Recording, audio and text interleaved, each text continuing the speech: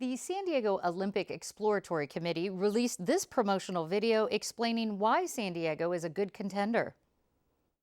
We embrace the Olympic ideal. We live the Olympic spirit. And we're primed, pumped, and ready for 2024. More than 80% of necessary proposed venues are already in place. Hotel capacity far exceeds requirements. Our regional transportation network is first rate.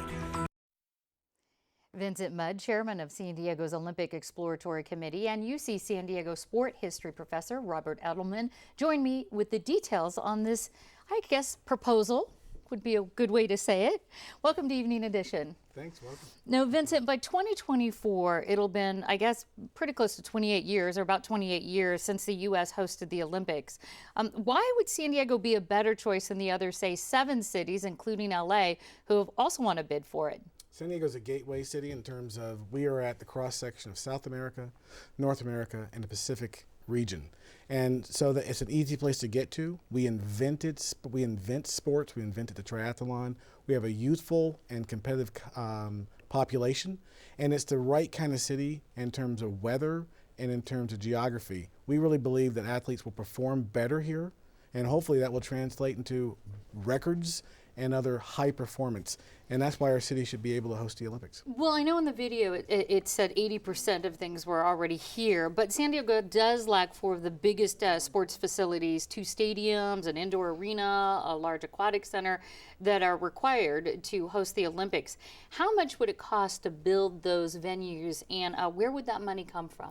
Worst case scenario, we see 4 venues costing around $4 billion, but just so we're clear, well, San Diegans won't have to pay for all of those venues. Some venues will be built by private parties that we're going to build them anyway, just configured for the Olympics. So that's number one. So we think our costs will be much lower.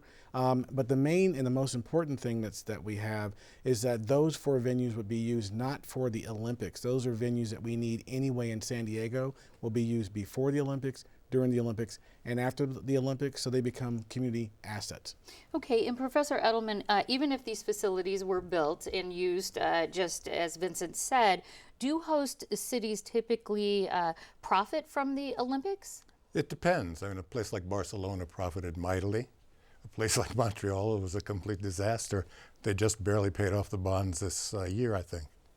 So what makes a city profitable or not profitable? Is it in the building of these infrastructures? Well, I think the thing that precedes them, in any case, is some kind of civic coherence and the ability to get people in all sectors and also levels of income and walks of life to be part of that effort.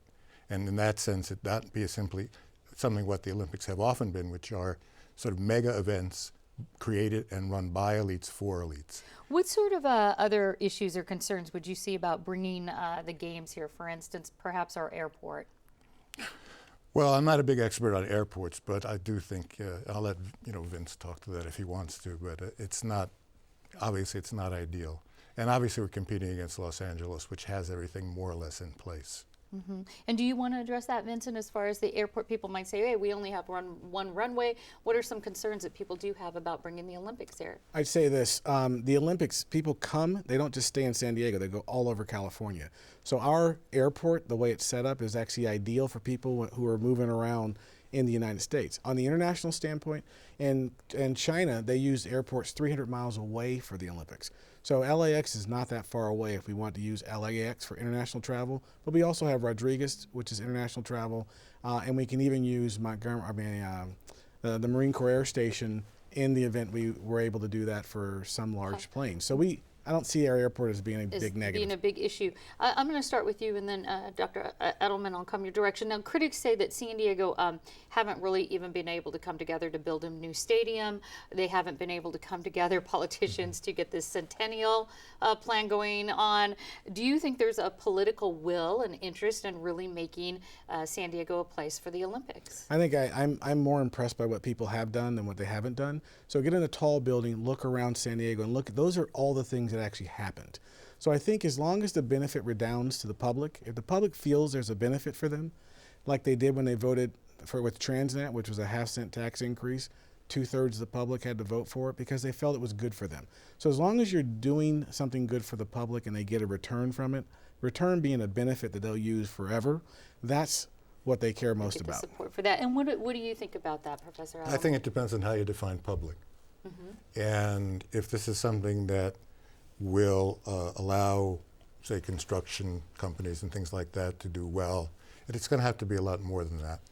And honestly, I've lived here 40 years, and I haven't seen that in all the time I've been here. If it can be created, that would be wonderful. All right. And Vincent, we'll end on this. What kind of a timeline do you have for this proposal? Where does it go next? By the end of April, we'll find out whether we are shortlisted. If we are shortlisted by October 15th, we'll find out if we're selected as the city to represent the country. And by October of 2017, we'll find out if we're the city representing the United States to represent the world for the IOC. And I will say one thing. Skepticism is perfect. We need people to be skeptical. There's a lot of things that haven't happened that people want to have happen. What I say is join us in helping us figure out how to get it done. All right. Vincent Mudd and Professor Robert Edelman, thank you so much. Thank you. Thank you.